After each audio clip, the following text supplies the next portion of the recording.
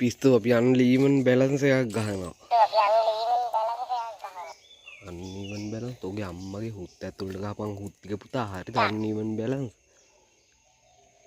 බාගෙට කතා කරන්න එපා. මං කතා කරනා වගේ කතා කරන්න බැයිද?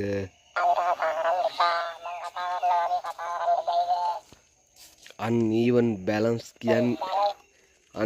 බැලන්ස් කියන්නේ දෙපැත්ත තුන් පැත්ත හතර පැත්ත බැලන්ස්.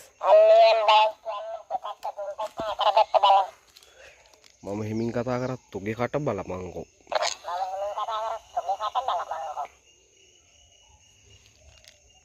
මට කියලා මරා ගන්න එපා.